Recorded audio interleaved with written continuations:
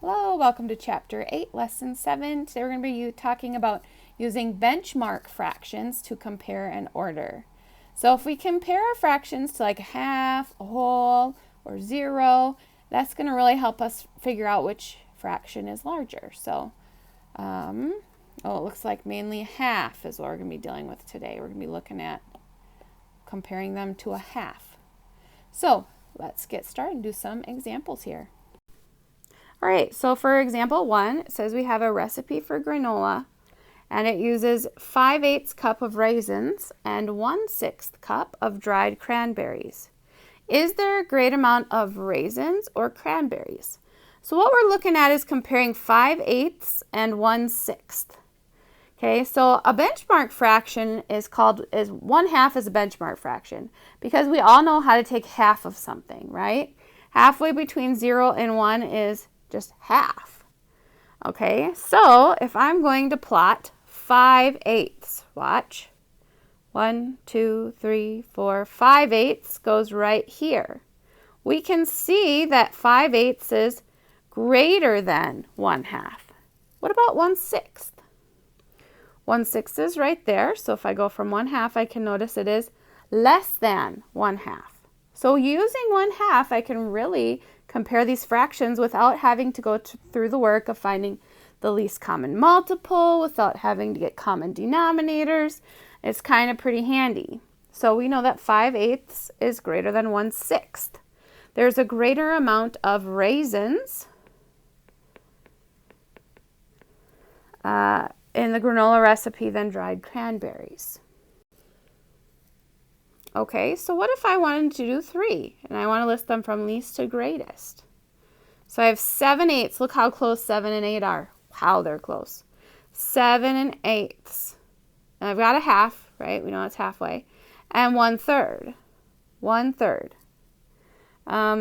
Why did we change 1/3 to 3/6? You know that 1/2 is equivalent to 4/8. Okay. So 1/3 is going to go right here, right? Because if I take 1/3, I can multiply it by 2/2 to get 2/6. So 2/6 is the same thing as 1/3. And if we do that, then we can notice, hey, here's our halfway point. 2/6 is less than half. 7/8 is greater than a half, and half is a half. So we know from least to greatest, it would be 1/3, because we need to use the original fractions, don't use equivalent fractions. 1/2, and then our greatest is 7/8. Okay. Guided practice here. We've got 3/4 and 1/2. Okay, so if I think of, here's what I like to do. Ready? I like to look at my denominator of 4. And I like to think of, okay, if 4 is the denominator, which means I'm dealing with a pizza cut into 4 equal pieces, what is half of 4? What is half of 4? Well, that's 2, right? So 2/4 is equal to 1/2. So 3/4 is bigger than 1/2, right?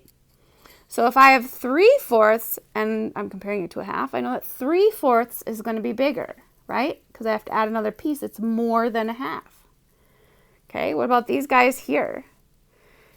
Here I'm looking at 3/4 and 3/6. Let's look at, what does 3/6 look like as a fraction? So I have a pizza, and I'm going to cut it into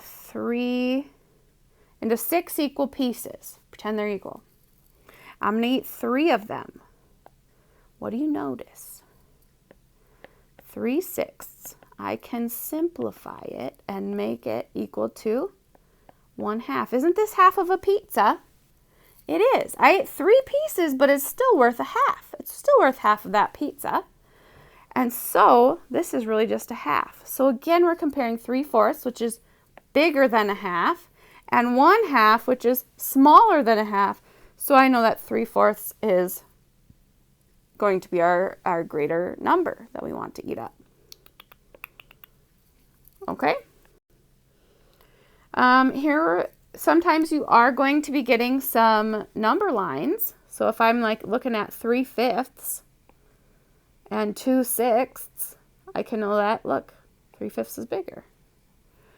Or if I'm looking at 1/3 and 3/4, I notice that 3/4 is bigger because it's closer to 1, right? Not closer to 0. Now let's look at these guys down here. Looks like we're comparing a 1/2, 1/4, and 2/3. Okay, so if I'm looking at 1/2, 1/4, I'm looking at about that much, and 2/3, boop, boop, you kind of make a peace sign to make thirds. 2/3, we see that 2/3 is the greatest, right? If we're comparing these guys here, we know that half is going to be in the middle, right? Because if I had this guy here, this would be half on this side. So we're a little more than half because we got some over there. So if I'm ordering from least to greatest, my least would be 1/4. Then it would be 1/2. Lastly, it would be 2/3. It's our greatest. Okay, so let's look at this guy over here real quick. I know, we're getting long. 1/2 of 6 is 3. So I know that this is equal to 1/2. 1/2 of 4 is 2. So 2/4 is 1/2. We are bigger than 1/2. Okay.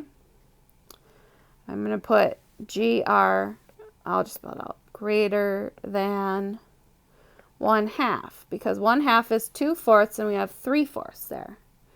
2/8, 1/2 of 8 is 4. So 4/8 would be worth 1/2. And if I'm looking at 2, I know that one is less than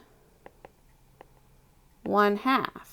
Okay, so if I'm ordering from least to greatest, it would be 2/8, 1/2, and 3/6. You have to use the original number here. 3/6, and then 3/4 would be our greatest number. All right, that is all that we have for today. Make sure you always let me know if you have any questions.